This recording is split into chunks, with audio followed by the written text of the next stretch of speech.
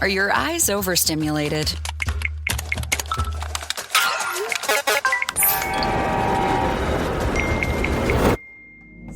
Relax and protect them with Essilor Eyezen lenses.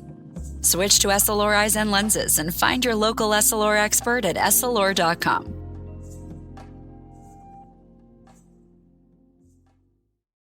Curious about how you can achieve smooth, natural-looking, long-lasting filler results? The Juvederm collection of fillers has 6 unique gel fillers that add subtle volume and are designed for different needs in specific areas of the face, like lips, cheeks, chin, smile lines, under eyes, and jawline. Ask your licensed specialist for a full face assessment today and download the ALLE app, that's ALLE, the official loyalty program of Juvederm, to save on treatments and get a look that's true to you. For important safety information and to find a licensed specialist, visit Juvederm.com. That's JUVEDERM.com. Not for people with severe allergic reactions, allergies to lidocaine, or the proteins used in Juvederm. Common side effects include injection site redness, swelling, pain, tenderness, firmness, lumps, bumps, bruising, discoloration, or itching. There's a risk of unintentional injection into a blood vessel, which can cause vision abnormalities, blindness, stroke, temporary scabs, or scarring. Talk to a licensed specialist to find out if it's right for you.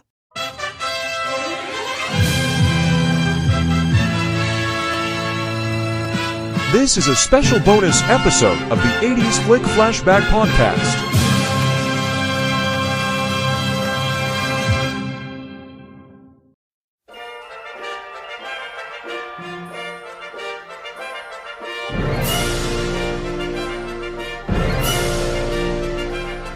To the children of the 80s, the only thing cooler than the idea of SpaceCamp is the idea behind this forgotten 80s flick, in which Lea Thompson, Joaquin Phoenix, and their fellow team members must figure out how to land an actual space shuttle after a freak accident at NASA's Kennedy Space Center launches them into outer space.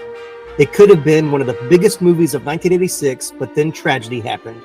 When the Space Shuttle Challenger exploded on January of '86, so did the film's marketing plan and hopes of blockbuster status. But thanks to VHS and HBO, it eventually found its audience and inspired future scientists, pilots, and even astronauts. So climb in the space shuttle, buckle up, and watch the oxygen levels as Jeff Atkins, Ben Carpenter, Nicholas Pepin, and I discuss SpaceCamp from 1986 on this special bonus episode of the 80s Flick Flashback Podcast. They came to SpaceCamp with a dream of becoming astronauts. I want to be the first female shuttle commander. Suddenly, without warning, we have overheat on Booster B. America's most unlikely heroes were launched into space. Do it. SpaceCamp, the sneak preview. This summer's greatest adventure is about to begin. Rated PG.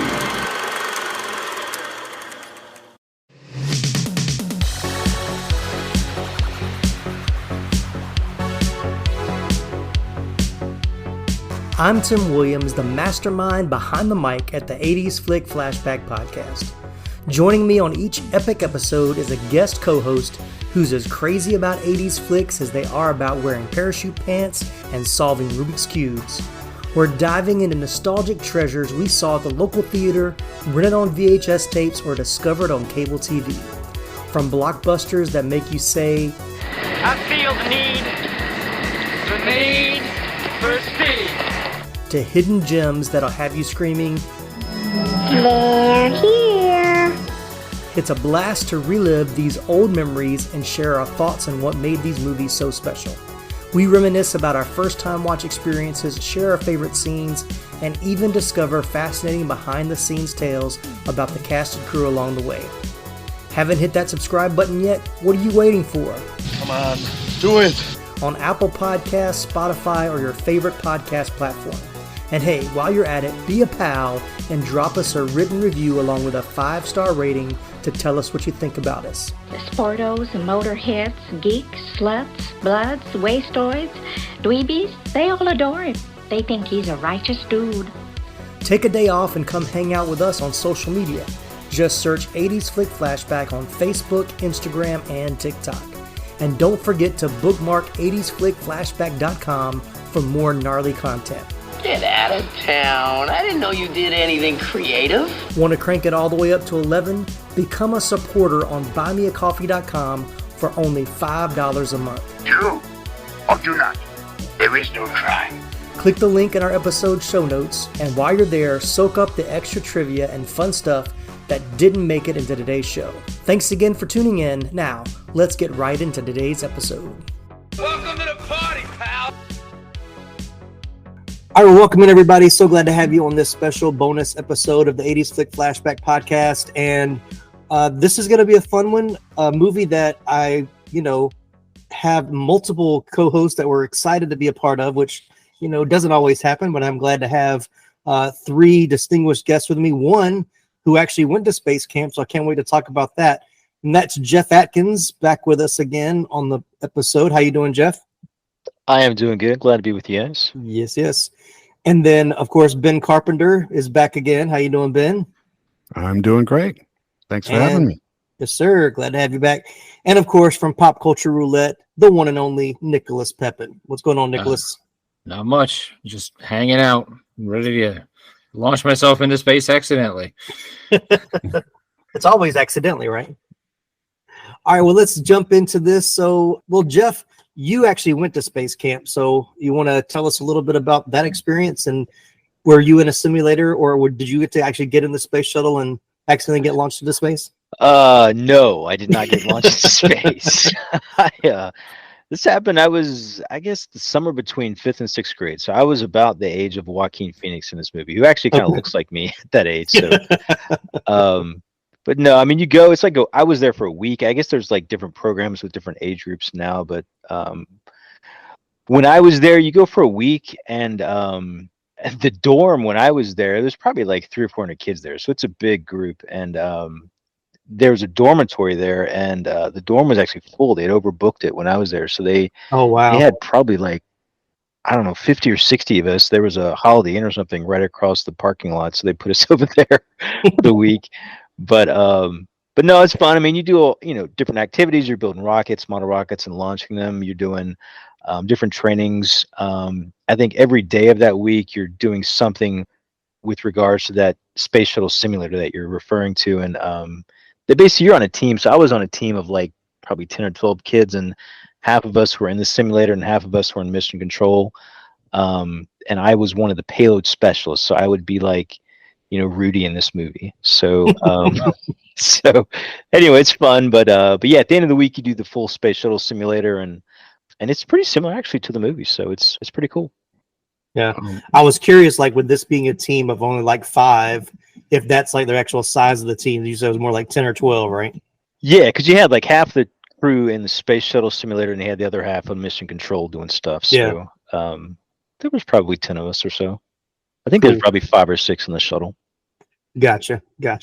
All right, well, tell us about, when did you see SpaceCamp for the first time? Did you see this one in the theater, or were you like most everybody else that saw it on VHS or cable?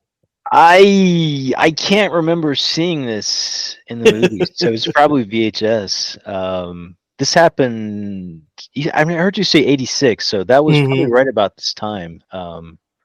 So I probably saw it VHS, I think. What about you, Ben? How did you see it for the first time? Well, first of all, Tim, I went to SpaceCamp too. Oh no, I'm so sorry. I did. Please tell us about your experience. Were you guys there together? Well, I know this is an audio medium, but I actually have here. Oh wow, he's got his name tag. I found that today. My name tag from SpaceCamp, and I also found this drawing I did of the Space Shuttle Challenger. As a kid, I was a better artist than speller, apparently. Very cool. But so what was your experience like then? Yeah, well, I'm sorry for you, Jeff, because I actually did get to sit on the rocket while they fired the engines, and they did launch us into space. I'm sorry you didn't get to experience that in your session. Dang it! It was pretty cool. No, it like Jeff said, it was that there actually is, this was filmed at the actual SpaceCamp, and there's a lot of stuff in it that is similar to what we did. The characters in the movie take things a lot more seriously than I think we did. The counselors, and specifically, there were no NASA astronaut counselors, but you know, there were some things that were similar, like the Jeff. I don't know what you call it, like a gyroscope, the spinny thing. Yeah, did you get to do that? I did not. That was the bummer of the week, man. Oh, really? Yeah, no, I did it. I couldn't find the picture, but I've got a picture of myself when I was, 12 years old, hanging upside down in that thing somewhere. So yeah, it was fun. And I think I went probably either 1 or 2 years before this movie came out. I couldn't find exactly when I went, but it was either summer of 84 or 85. And so then I was pretty excited about this movie coming out.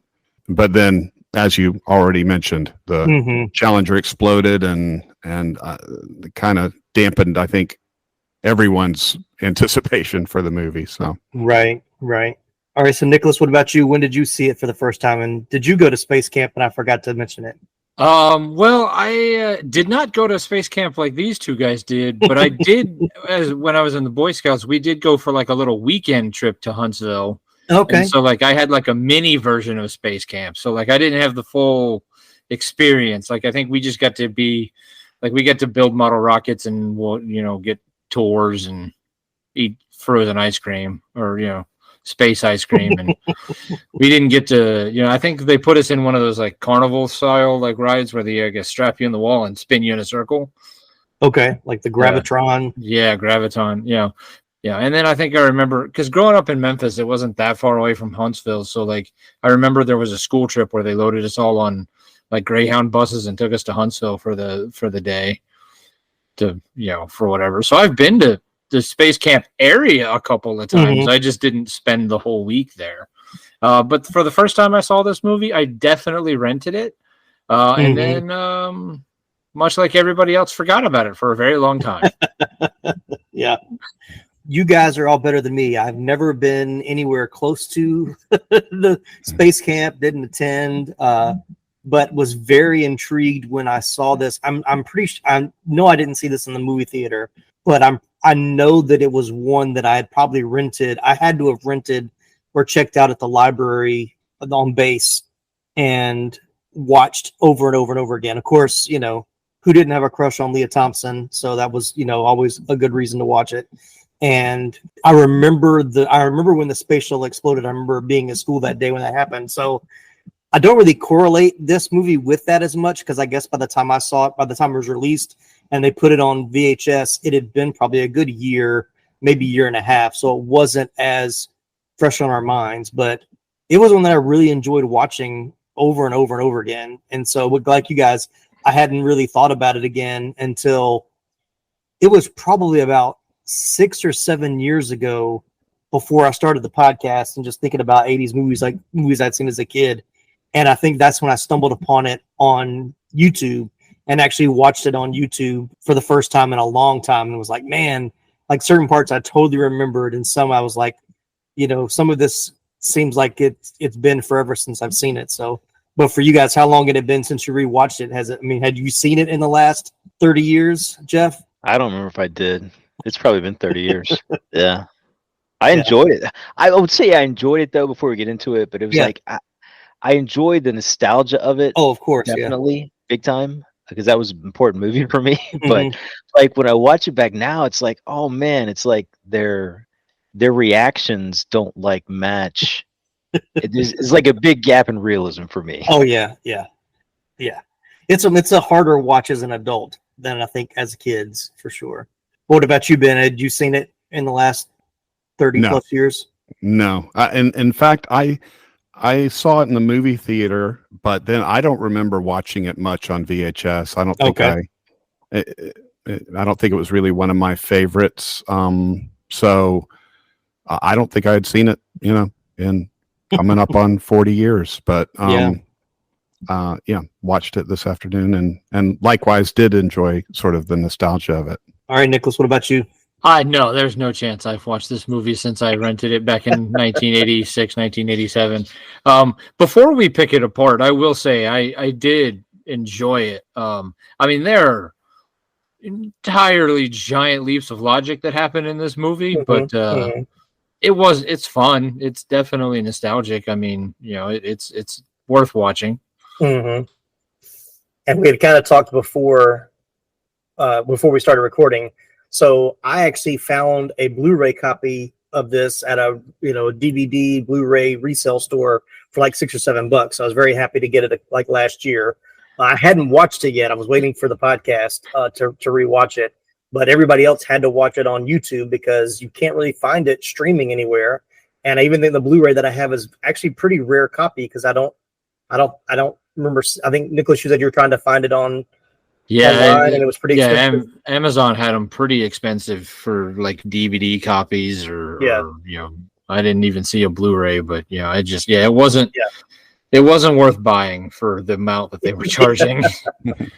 Yeah, I mean, honestly, if this one would have, like, if I would have seen it, it was like over $20, I probably would not have bought it. But I was actually shocked to find it on Blu-ray because there's so many other 80s movies that haven't made it to Blu-ray that you can only get on DVD.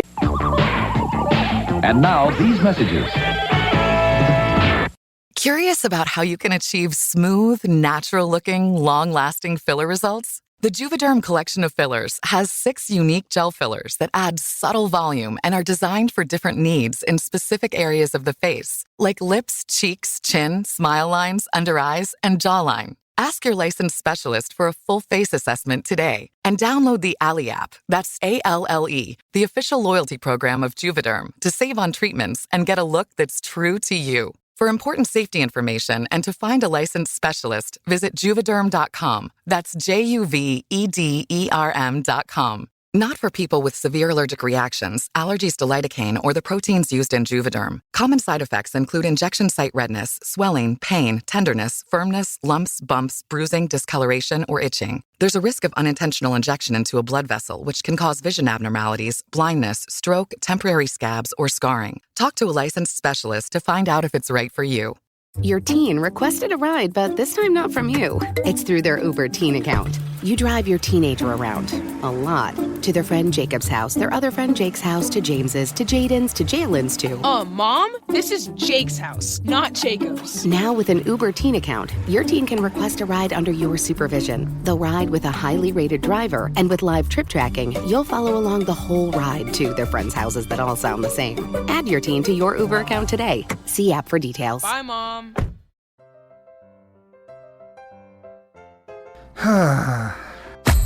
What seems to be the problem, pal? There's just so much pain in the world, so many issues. I don't think I can bear it. Hell, friendo, it sounds like you could use a dose of pop culture roulette. Pop culture roulette? What's that? Some sort of pop culture themed podcast or something? That's right, sonny boy. When hope seems far, dive into some PCR. But I already get my entertainment news from Variety. Huh, that's pretty good. If you're a chucklehead, PCR gives you news you need, condensed, unfiltered, and raw, from 3 nerds who know a little something about something. Wow, okay, sign me up. That's the spirit. Pop Culture Roulette. New episodes every Monday, available on all major podcast directories. Are you a fan of movies and TV shows inspired by comics? Ready for a podcast that dives deep into the thrilling world of adaptations? Well, look no further. Welcome to Moving Panels, the podcast where we discuss movies and TV shows based on, inspired by, and adapted from the world of comic books. This is your go-to podcast for all things comics on screen. I'm your host, Laramie Wells, and every Monday we explore the dynamic universe where ink meets action. We break down the classics, reveal hidden gems, and uncover the creative process behind your favorite adaptations. Subscribe to Moving Panels now on your favorite podcast platform and join us on this epic journey through the pages of comics and onto the big screen. Remember, new episodes drop every Monday. Don't miss out. Moving Panels, where every panel has a story and every adaptation is a blockbuster. Subscribe today, and I'll see you on the other side of the page.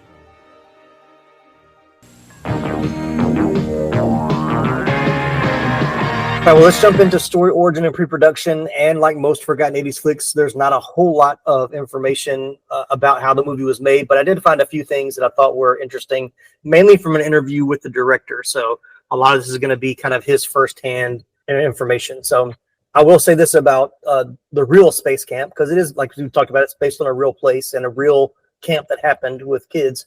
So Dr. Deborah Bernhardt has been CEO of Huntsville's U.S. Space and Rocket Center since 2010. Back when Space Camp film was released, she was beginning a stint as director of the real Space Camp.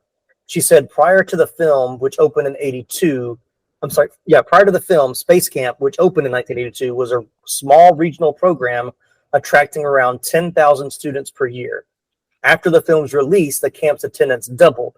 She said it was very exciting for us, and we were very flattered that they were interested that much in the changes in lives as we're making at Space Camp. So I was glad to read that even though the Challenger tragedy happened, that after the movie was made, they actually had a bump in attendance, that it got people excited about Space Camp and space travel and science and all that kind of fun stuff. A lot of kids hoping for an accident and end up in space.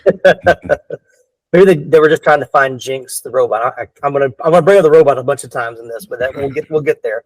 But I guess I'll ask this question. So I know, Jeff, you were a graduate of Georgia Tech, so you were very much into science. Did watching Space Camp or going to Space Camp inspire you in your future endeavors of what you wanted to be when you grew up? Yeah, man, I bet. I wanted to be an astronaut.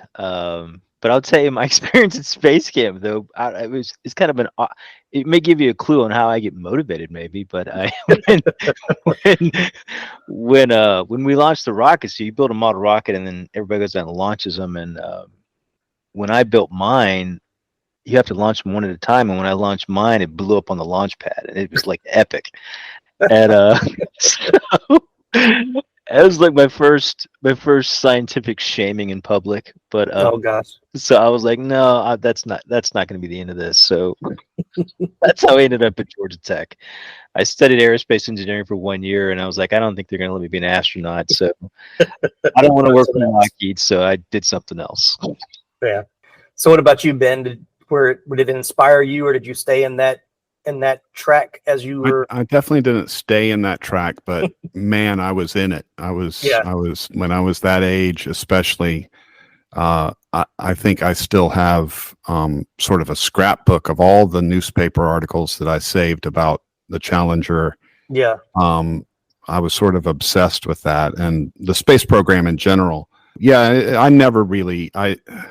If anything, Space Camp probably turned me off to wanting to be an astronaut for a career, because I think I maybe just kind of got a tiny glimpse of what it might actually be like, and realized that probably wasn't for me. Well, Nicholas, I know you didn't attend Space Camp, and I know it wasn't part of your trajectory, but at that time was an astronaut part of what you wanted to be when you grew up?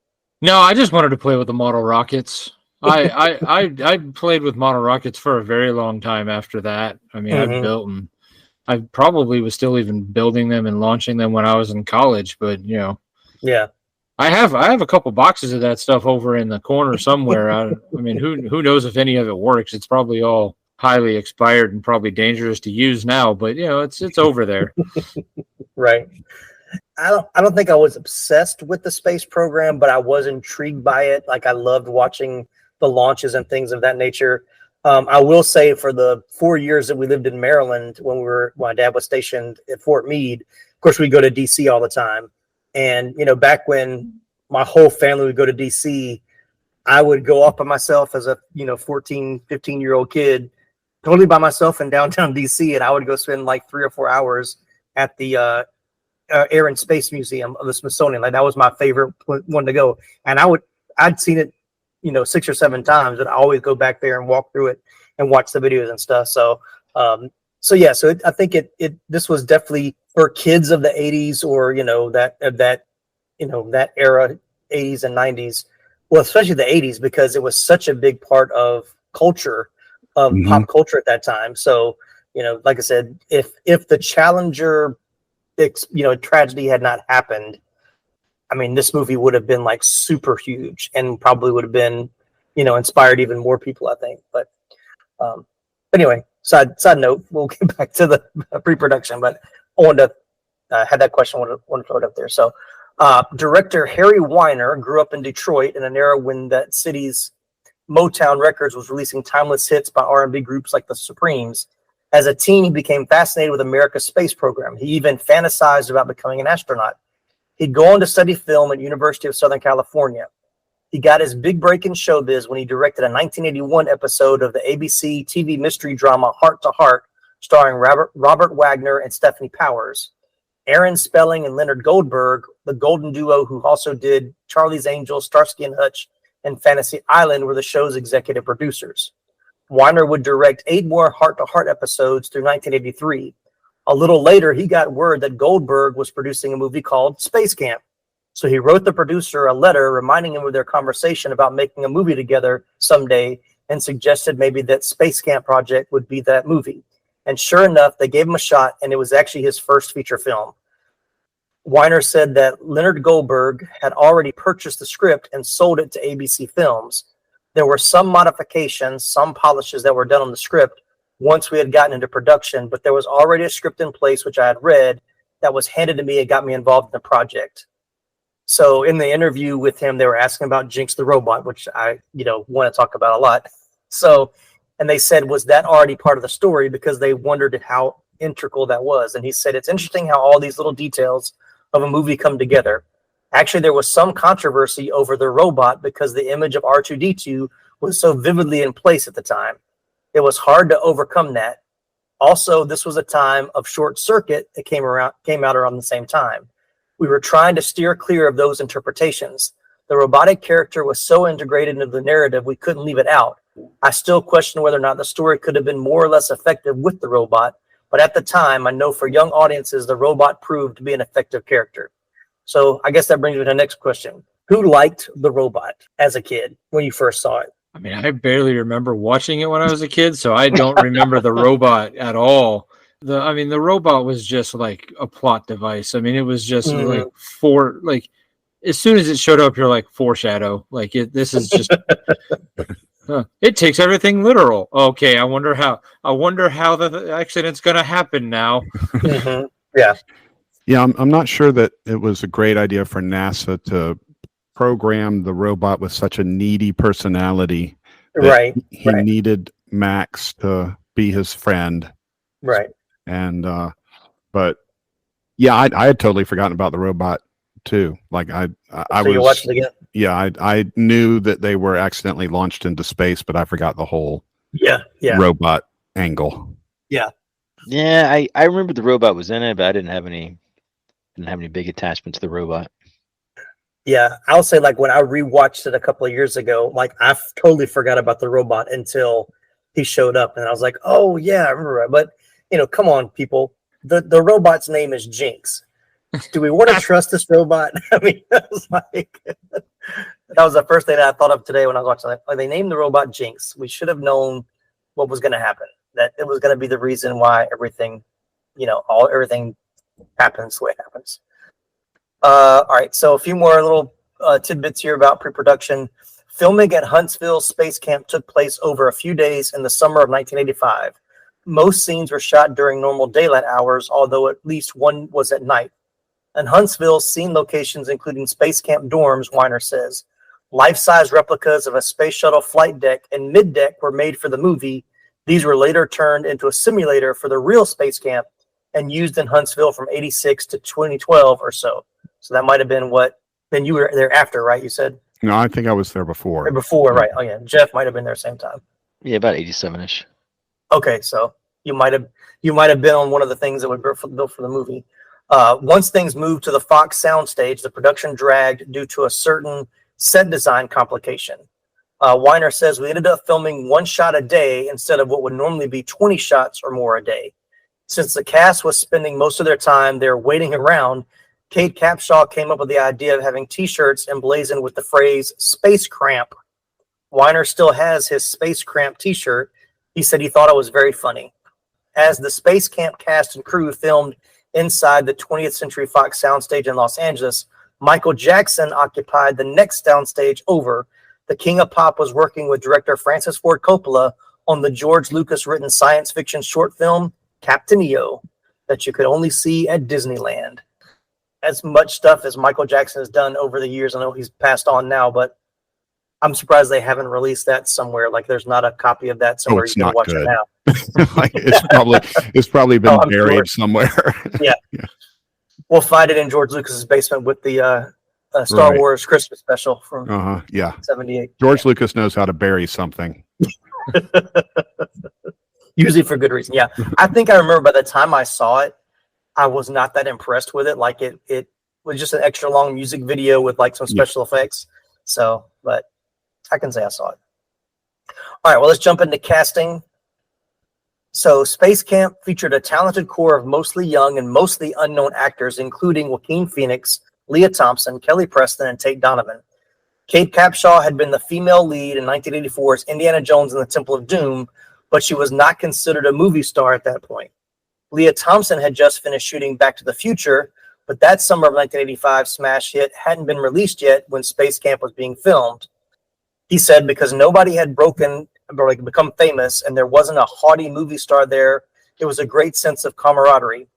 He said everyone was supportive of one another. So I think that was kind of cool. Like when we were talking about kind of before we started recording about the cast, about why, we're surprised why it's not as easy to find because of the cast, but they were all pretty much unknowns when this came out, which I think is why by the time it hit VHS and cable, Lea Thompson had already, kind of become a bigger star. Joaquin Phoenix had done a few other movies, I think, since this one. We'll get into their film roles as well. But, Tate Donovan, I can't really call him a huge star, but he did have a few movies later on as well. So, but we'll start off with Kate Capshaw as Andy. She's best known, as we said, for her portrayal of Willie Scott, the American nightclub singer and performer in Indiana Jones and the Temple of Doom in 1984, directed by her eventual husband, Steven Spielberg. Since then, she starred in Dreamscape in 84, Power in 86, Black Rain in 89, Love Affair in 94, Just Cause in 95, and The Love Letter in 1999. I know Jeff mentioned that he didn't remember seeing her in anything else besides this movie and Indiana Jones. So, you just reminded me of Indiana Jones there. Yeah, I forgot she was in Temple of Doom. I don't remember her in anything else, but the Temple of Doom I remember, and that was it. Anyone a big fan of Kate Capshaw? Go back to our Temple of Doom episode and get my feelings on Kate. Nicholas perception, yeah. Well, Nicholas, do you kind of think she at least shows some range here? I mean, it is a pretty different character from a little more range than she showed in Temple of Doom. I'll give you that much. Yeah. Like, because she wasn't just screaming and yelling all the time like she was in Temple of Doom. Right. Yeah, she was a more enjoyable actress in this movie. Yeah, she had more to do in this role. She was a little bit better character for her to portray. I did notice that her Southern accent faded away after about the first 10 minutes of the movie, though. It was pretty thick in that first couple of scenes, but tends to happen. Next in line, we've got Tom Skerritt as Zach, her husband and astronaut. He has appeared in over 40 films and more than 200 television episodes since 1962. He's known for his film roles in MASH, Alien, The Dead Zone, Top Gun, A River Runs Through It, Poltergeist 3, and Up in Smoke, and the television series Picket Fences and Cheers. He's earned several nominations and awards, including winning the Primetime Emmy Award for Outstanding Lead Actor in a Drama Series in 1993 for Picket Fences. And I will say that Picket Fences is one of my favorite shows in the 90s. I was a big fan of that show. That one and Northern Exposure. I liked both of those shows back then. But funny enough, he also had another big movie in 86, Top Gun. They both came out around the same time, so he was in both movies. But I like Tom Skerritt. He's a good actor. Yeah, no, I remember Tom. I remember Tom from Top Gun. He's been in so much stuff, but every time I see him, I just think, man, I want a mustache. He's got a great mustache. Yeah. Good. Anybody else got any fond memories of Tom Skerritt roles? I as well enjoyed Picket Fences. Nothing from Ben? I abstain. Okay. No, not really any strong feelings about Tom Skerritt. To me, he's kind of like he's never like the guy that I remember from a movie. Like but he's like you said, he's in a ton of things.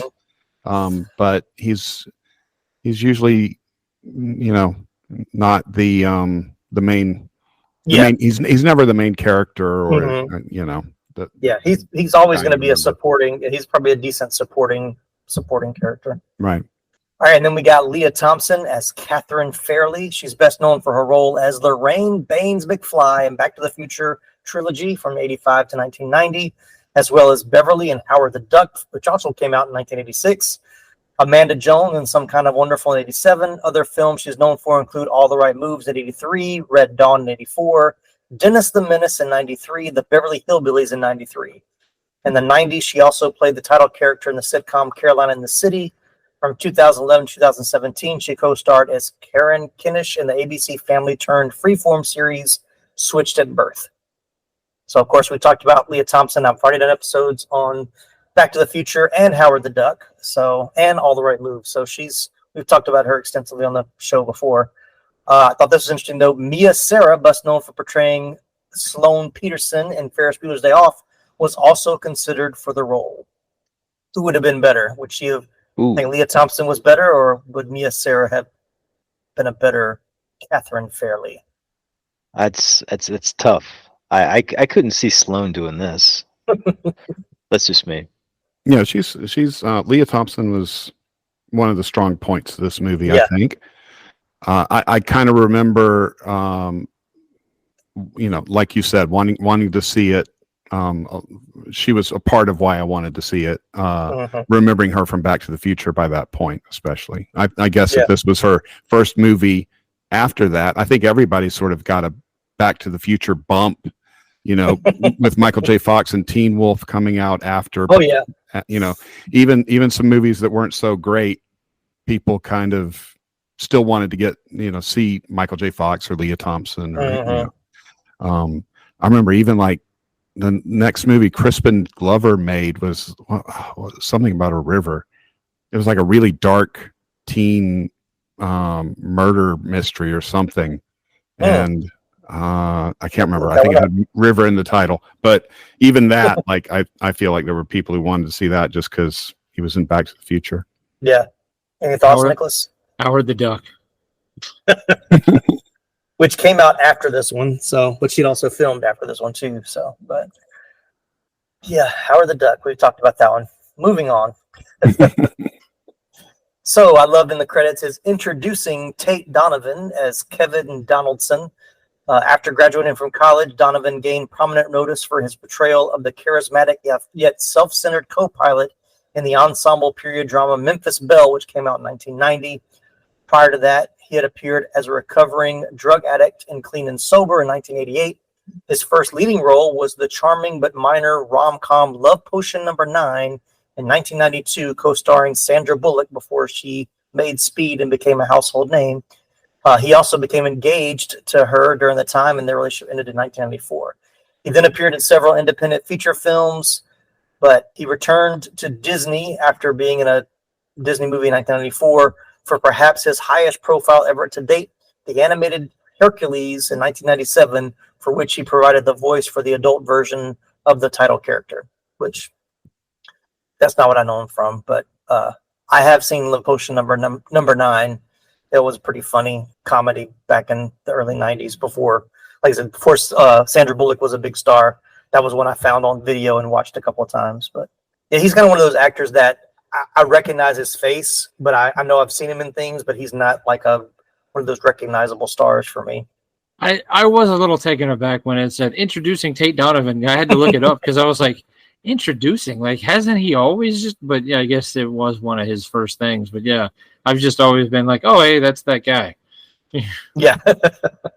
I feel like I've seen him in more things. I'm looking at him now, but I mean, he's been in a lot, so yeah, he pops up in some shows for like guest spots a lot, and he's been friends with George Clooney for years, so he'll pop up in George Clooney movies every once in a while as well. But I see he's 60 years old now. But the Memphis Belle, that was probably my favorite that you mentioned. That he was in, and I think he was in Argo, and I remember being on Friends. Yeah, I don't remember. Yeah.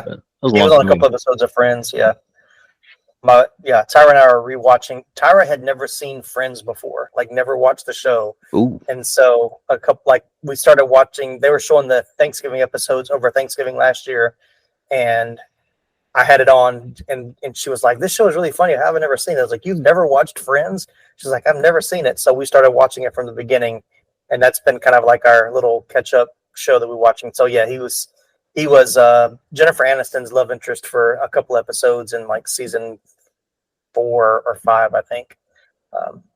He was engaged to her as well when they were working together. So he likes to be engaged to his co-stars. He's one of those guys. I do have this question because somebody brought this or read this in one of the articles.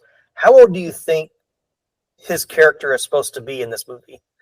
Does he look like a teenager, or do you think that he's like in his 20s and should not be with these 16 and 17-year-olds? Yeah, definitely the latter. Yeah, he doesn't look like he's a teenager. No, I remember my instructors at SpaceCamp, I think, were younger than he looked in that movie. Mm-hmm. So, yeah, he was older. And see, that what brings me up, because then the next little note I have is Steve Guttenberg was actually running for the role. I'm like, Guttenberg in 86 would have already done Police Academy, and it's a 30-year-old man for sure. Like, why would he be playing a high school student? Like, anyway, so. All right, moving down the line, a name that I would not have been able to pick out, but I knew exactly who he was, Larry B. Scott as Rudy Tyler. His film debut was in the 1978 movie A Hero Ain't Nothing But a Sandwich. I haven't seen that one on Netflix yet either. He played Gerald LaFleur in the 1978 movie One in a Million, The Ron LaFleur Story. He's best known for playing Lamar Luttrell in Revenge of the Nerds movies from 1984 to 1994. He also makes an appearance in The Karate Kid and is one of the first competitors to lose to Daniel LaRusso in the film's finale. He also appeared in the movie Iron Eagle. He then co-starred in Extreme Prejudice, directed by Walter Hill. He also played a role in the S.E. Hinton adaptation That Was Then, This Is Now, alongside Emilio Estevez. He's always going to be Lamar to me. Anybody else feel that way? I actually didn't recognize him, but until you said it, I was like, "Oh, really? Yeah, that's yeah." Mm-hmm. Yeah. No, as soon as he popped up, I'm like, "Oh, I know that guy." Yeah, it is funny to see, like, when we've done Karate Kid, and to see him in those few little scenes in Karate Kid. And I rewatched Iron Eagle a couple months ago, shortly after hearing about Lou Gossett Jr. passing away, and he's in that really small role in that as well. But he's got some range, I guess. You can cut it, but I'm going to keep pushing for Revenge of the Nerds one of these days. Oh yeah. My only thought on Rudy Tyler is when he spits out his gum. They asked him to say his name or whatever, and he spits out his gum and says, "Rudy Tyler." Yeah, that's Rudy Tyler for me. Yeah, that was funny. He's like, "I mean your gum," and then she's like, we're at a camp. This is NASA's, not the Marines. I think is the line she uses. But yeah, I remember that scene giving me a laugh.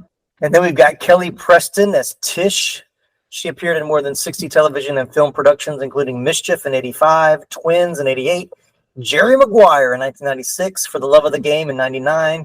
Of course, she married John Travolta in 1991 and collaborated him on his comedy film The Experts in 89 and the biographical film Gotti in 2018. She also starred in the films The Cat in the Hat in 2003, What a Girl Wants in 2003, Sky High in 2005, and Old Dogs in 2009. Talked about her as well. We did an episode on Christine from 1983, which she has a very small role. It's like one of her very first roles in that movie.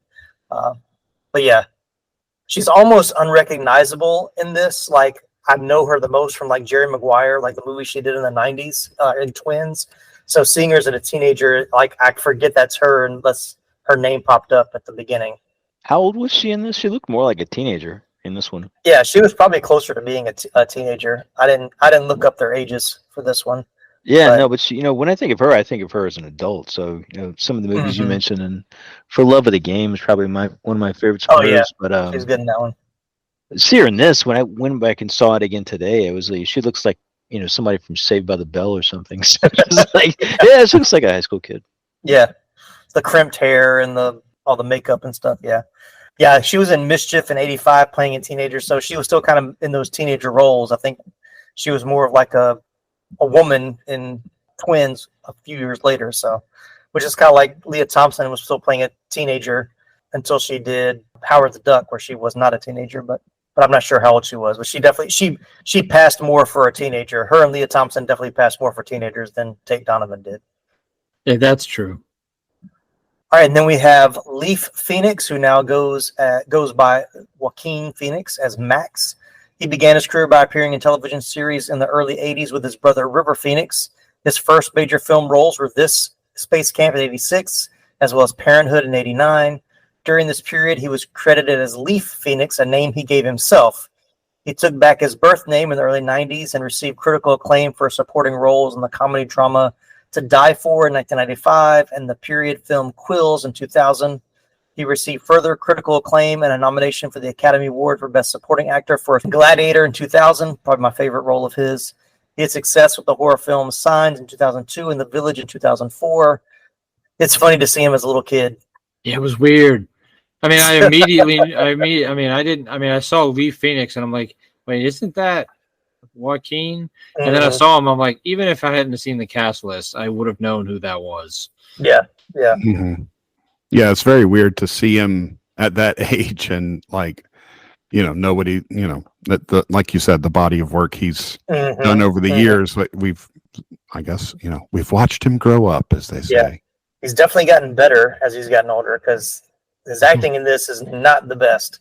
I mean, yeah, it's hard. A good kid actor is hard to find. I didn't think he was that bad. I really think that child actors' performances depend very heavily on the director. Oh yeah, for sure. And so some directors are good with kids, and some maybe aren't. So he's obviously turned out to be a good actor. So maybe this director wasn't great with kids. Who knows? Mm-hmm. I thought Joaquin in this was I'd forgotten he was in there. So I hadn't seen this movie in 30-something years. So I'd forgotten that he was in there. When I looked it up, this was his first movie, I think. I don't know if that's correct or not, but I think he was close. Yeah. But when I saw him in there, I was shocked because he's one of my favorite actors from a lot of things, including Walk the Line. But when I saw him in this, it reminded me of Christian Bale. When I think one of his first movies he ever did was as a kid in Empire of the Sun, which is one of my favorites. And I was like, I didn't realize that Joaquin started when he was so young. So that was pretty cool. Going back to what you're saying, Ben, about directors, because if you watch him in this and then you watch him in Parenthood, which came out, maybe 3 years later, he's much better in Parenthood, but directed by Ron Howard. So Ron Howard, definitely knows how to work with kids. So as being a kid actor himself. Right. All right, I got two more here, and then we'll move on right along. I wanted to mention, I wasn't going to mention this person, but then when I saw all they've done, I was like, I got to talk about it. So the voice of Jinx was played by Frank Welker. Welker is best known for voicing Fred Jones in the Scooby-Doo franchise since its inception in 1969, and the title protagonist himself since 2002. In 2020, Welker reprised the latter role in the animated film Scoob, the only original voice actor from the series in the movie's cast. He's also voiced Baby Kermit in the original Muppet Babies, Oswald the Lucky Rabbit in Epic Mickey and its sequel. He's played Megatron, Galvatron, Soundwave, and various characters in the Transformers franchise. Much of his work includes animal and monster vocalizations. In 2016, he received a Lifetime Achievement Emmy Award. He was nominated for the Children's and Family Emmy Award for Outstanding Voice Performance in an Animated Program in 2022. Definitely a good voice actor. I mean, it's probably easier to name the cartoons that Frank Welker hasn't done. Right, because I left a lot off there, Yeah, I actually didn't know any of that. That's really impressive, actually. I'm looking at that guy right now online. That sounds like actually a really fun job to have. Oh, yeah. I thought you were going to mention the last person from the cast as being Terry O'Quinn. He is the last person in the cast. That's the next one I have. Oh, really? Okay, I'm sorry. I thought you were saying that. Okay. Oh, no. The last one, Terry O'Quinn, who is not listed in the Wikipedia list of the cast, but I guess because his actual name in the movie is the launch director. That he didn't even give him a first name, wow. But I recognized him immediately when he came on screen. But I recognized him and everything. But he's best known for his primetime Emmy Award-winning performance as John Locke in the TV series Lost, which I was a big fan of. In film, he's best known for playing the title role in The Stepfather in 1987 and Howard Hughes in The Rocketeer in 1991, with other roles in the film such as Heaven's Gate in 1980, Silver Bullet in 1985, Young Guns in 1988, Blind Fury in 1989, Tombstone in 1993, and Primal Fear in 1996. He was also in the the show Alias, Hawaii Five-0, and Patriot. He's one of my favorite actors. Whenever I see him in something, I'm always excited to see him as a supporting actor. Yeah, I didn't recognize him immediately, but I heard the voice. I'm like, I know the voice. And then I saw the name on the cast list, and I'm like, oh, yeah, okay, I get it. It's hard to recognize him with hair. Yeah, true. Yeah, true. Did you have any thoughts since you were expecting me to mention him? Oh, just John Locke from Lost. And, I was, I guess, yeah, I knew of him from The Stepfather, which I think is a really underrated sort of suspense movie from the 80s. You said 87, right? Yes, 80s, yeah. But yeah, I was huge into Lost when it was on, and so rewatched every episode a few times, just waiting for the next one to come out. So yeah, I mainly remember him from that. Yeah, he was so good in that. Great. But yeah, I remember him from Young Guns, Tombstone, Silver Bullet, Rocketeer. Yeah, he's one of those actors, like he does really well playing different characters, but always a solid actor for sure. Would you say there's anybody in the cast that you related to the most when you watched it as a kid? Would it have been Max? I think Max was the one I most thought of myself as. Yeah, I mean, I could probably see myself in him. When I think about stuff like that, I mean, I probably saw some of myself, or wanted to see myself in Tate Donovan being the commander. but no, I was more Max. I was the kid in the back. So yeah, that was me. Yeah, I was definitely. I think I felt like Max even when I was at SpaceCamp. Just sort of a little bit nervous and out of place, and that's I definitely identified with that.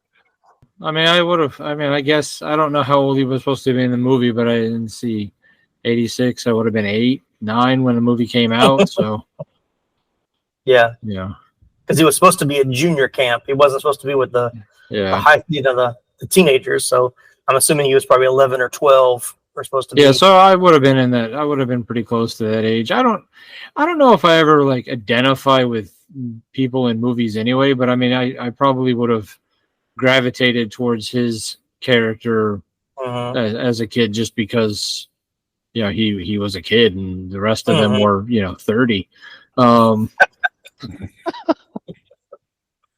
That sounds like maybe an issue for you guys from previous podcasts. Oh yeah.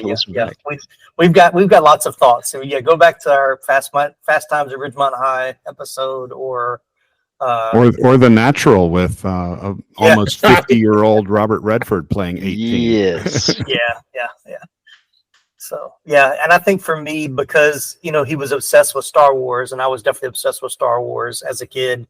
So all of his references and how they use that in the movie, I thought was pretty cool. So that was definitely something that I gravitated towards, and as a kid watching it. So. And now these messages. What's up, dudes? I'm Jerry D of Totally Rad Christmas, the podcast that talks all things Christmas in the 80s. Toys, movies, specials, music, books, fashion, and fads. If it was gnarly during Christmas in the 80s, he's got it covered. Wait, is there a lot of things to talk about for the 80s and Christmas? Well, you got the movie giants like Christmas Vacation, Scrooged, and A Christmas Story. There are TV specials like Muppet Family Christmas, Claymation Christmas Celebration, and a Garfield Christmas special. Plus classics shown every year. You also jam out to Last Christmas, Do They Know It's Christmas, and Christmas in Hollis. But most of all, it was a time for the most bodacious, best-selling Christmas toys ever, like He-Man, G.I. Joe, Transformers, and Cabbage Patch Kids. Yes, them too. We cover them all, plus much more, including standard segments like Hap Happiest Memory, Gag Me with the Spoon, The Other Half of the Battle, and Chant with the Littles. So tune in to Totally Rad Christmas everywhere you get your podcasts. Turn the clock back and dive into those warm and fuzzy memories. Later, dudes. All right, well, let's talk about iconic scenes or favorite scenes. So this might be a tougher one because it's not one we've seen so many times, but if someone said SpaceCamp, what would be the scene that you immediately think of? So I'll start with Nicholas on this one. I mean, I guess probably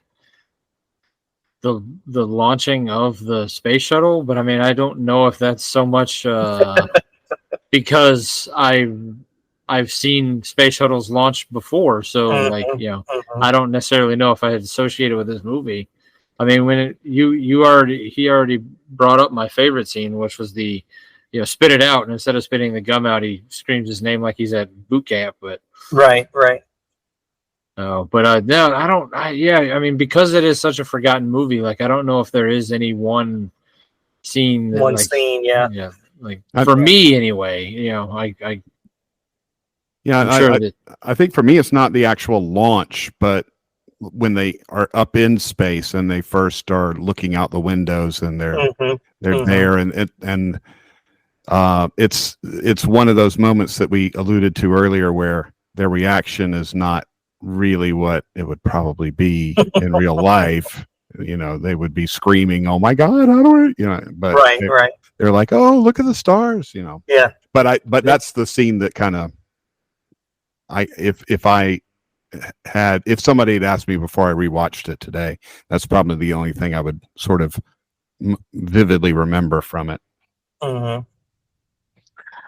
As far as iconic scenes, when I watched it back today, the first one that came back was when they first drove up to SpaceCamp, when he's in his Jeep and when he's sitting in Tom Skerritt's parking spot, that one. Yeah.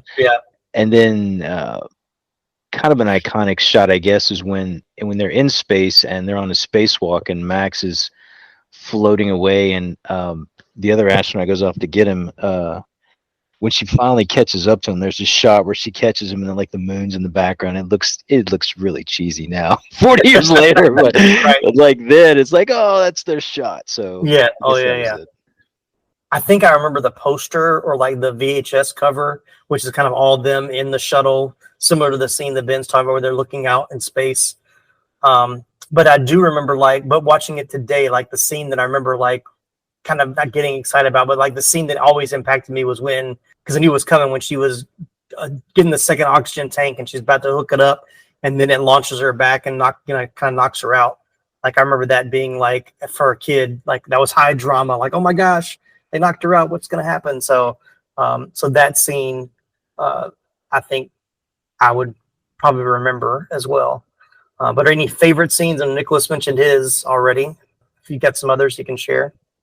I mean, I don't know if it's a favorite scene, but it's a scene that when I was watching it again today, really stuck out to me. That apparently, if you just change your name tag with somebody,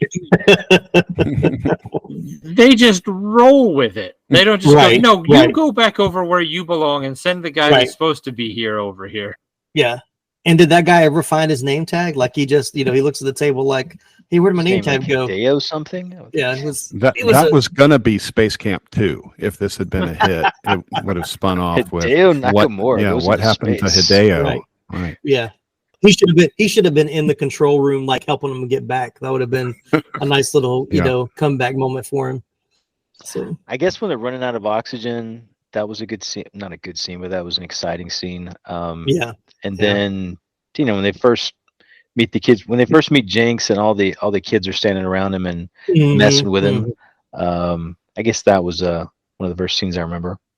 Yeah, I remember the shake the leg, tell him to shake a leg, and he kind of gets on one leg and shakes or whatever. So that was, I remember liking that scene as a kid, like watching anything with a robot I thought was cool as a kid. So we had that discussion. We had our Inner Space episode a few weeks ago. Yeah, see, I felt like we just had a conversation about robots not that long ago, and here's another robot in the 80s. Yeah. I didn't do it on purpose, I promise. Yeah. All right, well, let's talk a few about scenes and trivia. I don't have that much, but maybe we'll make us think of some other scenes. So when Andy leads the blue team inside the building, the shuttle simulator is named The Right Stuff, a reference to the book and film by Tom Wolfe. The Right Stuff is also an award given to space campers who demonstrate leadership, sound decision-making, and the seeking and sharing of knowledge. Was that something you guys remember when you were there? Or that maybe that happened later? They must have given that out when I wasn't there, because I definitely did not get that award. Yeah, no, me neither. I think they stamped me with the wrong stuff pretty quickly. I mentioned before, Max spends much of the movie quoting Star Wars, and I don't know if you noticed that John Williams also composed the music for this movie. He's also famously known for composing Star Wars. I thought the music was pretty good in the movie as well. Well, it was pretty good, which for John Williams is kind of phoning it in, I think. Yeah. Like if the music is pretty good, then it's not. Yeah. I mean, John Williams obviously he's legendary and sort of a huge part of 80s cinema, just the music he composed. And this one, I mean, can you hum it? It's not iconic. Like it's not one that I would recognize immediately. That's kind of the downfall of it. But also goes to show like the producers obviously were expecting to be a bigger movie if you've got John Williams doing the score. Yeah. I mean, they went with someone they were expecting to have something pretty epic. And they spent a little money on the soundtrack too, because they had some pretty big name bands. Yeah, Dire Straits and Eric Clapton. I remember the Eric Clapton song in there. I didn't know that John Williams did that, so that was surprising. But no, I don't think it's iconic soundtrack. I don't remember anything off it, to be honest, other than it fit. I remember it kind of having, just today listening to it, it was kind of like it fit with like kind of an 80s nostalgic theme to it. So I mean, it was in that time. It fit. Yeah. I think we're just glad it wasn't the Alan Parsons Project. Little callback to our Lady Hawk episode. But all right, so a few more things here. In a 2012 interview with the AV Club, Lea Thompson mentioned that I've had a lot of people come up to me and say that they became physicists or inventors, how much they loved the movie and how much it inspired them. So glad to hear that even though it didn't, like I mentioned in the intro, even though it didn't become as big of a hit as they expected, it still managed to inspire people to pursue their dreams. In 2016, in honor of the 30th anniversary of SpaceCamp's release, U.S. Space and Rocket Center inducted the film's cast into the SpaceCamp Hall of Fame, which I'm sure Ben and Jeff are glad to have them in the Hall of Fame with them as members as well. There's a Hall of Fame? There's a Hall of Fame. Jeff didn't get his invite, I guess. I did take my daughter back to SpaceCamp. Oh, really? To Huntsville, to the museum. Gotcha. Yeah. Where they tested the rockets and stuff. And, they have a museum there too. And we went back there, and when I guess there was a sign up or something asking if you had been to SpaceCamp, and I said, I was here for SpaceCamp, and they gave me a special pin to wear around that day. And so everybody who saw me was like, "Oh, welcome back," So I get that made me feel like I am in the SpaceCamp Hall of Fame after all. You're part of SpaceCamp history. Yeah. I didn't go back. You're making me want to go back. So yeah, I actually drove through Huntsville. Museum. I don't know. It's been a few years ago. I drove through Huntsville, but I didn't stop at the museum. But it's grown since I was there. Very cool. All right, let's talk about box office and critical reception and start wrapping this one up. As we mentioned before, it was supposed to be a somewhat lighthearted action-adventure movie turned into a marketing nightmare. SpaceCamp was originally scheduled to be released in early 1986, but on January 28th of that year, the real-life Space Shuttle Challenger exploded 74 seconds after liftoff, claiming the lives of 7 American astronauts. After the Challenger disaster, the release was pushed back. It eventually was released on June 6, 1986, along with 3 other new releases, but none of them could knock Top Gun out of the #1 spot at the box office. SpaceCamp landed at number 6, beating out Invaders from Mars at number 7 and My Little Pony the movie at number 10. The Arnold Schwarzenegger flick Raw Deal debuted at number 2. So I had a little sister, so there's a good chance we went and saw the My Little Pony movie. There's no chance we saw Raw Deal. Yeah. Yeah, these are like all 4 of those are like forgotten 80s flicks. Like Raw Deal is not one of Schwarzenegger's better known movies. And I actually rewatched that one a couple years ago, and it's not good at all. I remember watching Invaders from Mars on VHS. I remember watching it. I couldn't tell you anything that happens in it, but I know that I saw it. So yeah, since you said that title, I've been sitting here trying, like, Invaders from Mars. Which one is that? Like, I can't. Yeah, I know I've seen it too, but I can't remember what movie that is. it was another like family, family movie. It was like a PG movie that was pretty campy from what I remember. But yeah, nothing huge. But yeah, so but in the summer of Top Gun, there wasn't going to be much that was gonna beat that one. But so critical reception, Rotten Tomatoes. I've never seen this. It's a 50% on the tomato meter and a 50% audience score. So both critics and audiences have it right in the middle at a 50. And for IMDb, it's a solid meh. Yeah. On IMDb, it's 5.7 out of 10 with viewers and a 40 on Metacritic, which is actually kind of high for Metacritic. Metacritic's usually pretty low, but yeah, but they still hate it compared to everybody else, so it tracks. Yeah. So where does it land with you guys? Where would you rate it in a 1 to 10? Jeff, I'll let you go first. Oh man, it pains me to say because I like the movie, but I would maybe give it a 5. Let's give it a 5. Okay. 5 out of 10. It's not like as good as My Little Pony, but it's still 5 out of 10. Just try to work that in. What about you, Ben? I don't know. Like it does have some fun parts of it, but yeah, there's too many things. Like I wrote this down when they do accidentally launch. There's one guy in mission control who stands up and he's watching the space shuttle rising into the air and he says, "Go, baby, go." Yeah. It's like, do you not understand what's going on here? This is not good. So, yeah, there's just too much stuff like that in it. That it's a 4 for me. Oh, wow. Getting lower. Where are you going, Nicholas? You going to bring it back up? Well, I wrote down the logic of this movie makes no sense, but within the movie it makes sense. Yeah. So, like, I mean, like if we think about it from a perspective of it's crazy. It's off the chart, like insane, like all of the things that happen. But if we think about it as just the movie itself and live within that world, in the world where things like that could happen, it makes sense. It's an enjoyable movie. I gave it a 6. I mean, if somebody wanted to watch it, I'd watch it again. But I'm probably not going to go out. I'm not going to go out of my way to watch this movie again for another long time. Okay, I'm glad it was moving its way back up. So I had noticed that when I watched it the last time, I had given it a 7 on IMDb. So, and I'm thinking that's just because seeing the cast like before they were really big, I guess Lea Thompson before she was a huge star, but even Kelly Preston as well. You kind of see that glimpse of talent that they had, even though the movie doesn't live up to what they could really do. Yeah, it doesn't hold up as well as I want it to, but it does still bring back some good nostalgia for me. But yeah, there's other movies that are a lot better, but it's still enjoyable. Like I'm Nicholas. If someone came over and was like, hey, I have an 80s podcast. Like, what movie have you never seen?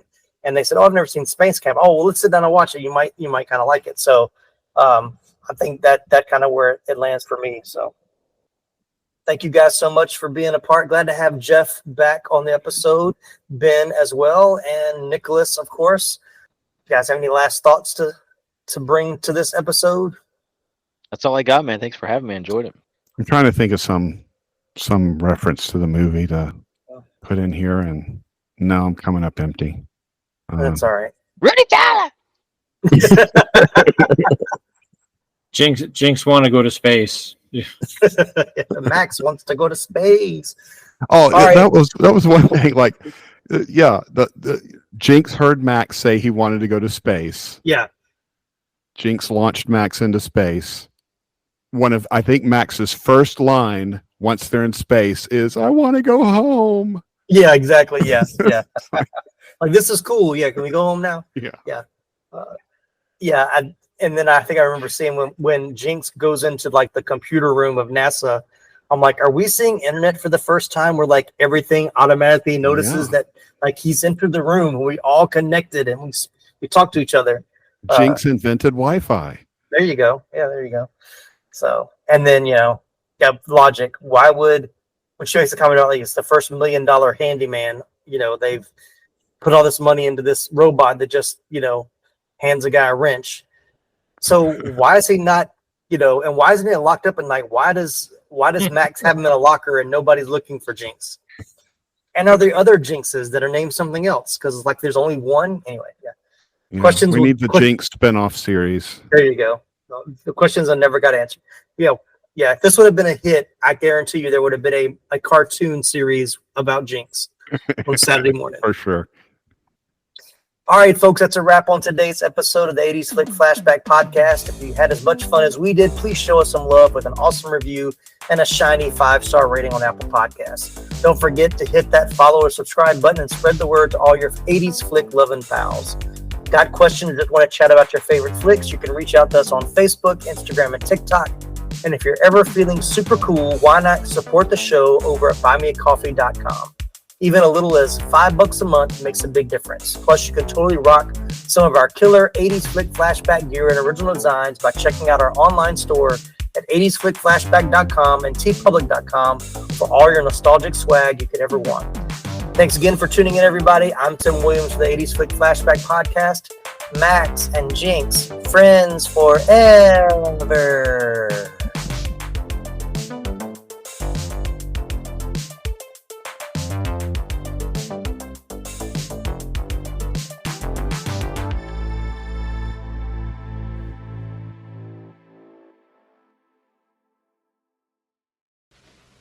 You're still here? It's over. Go home. Go.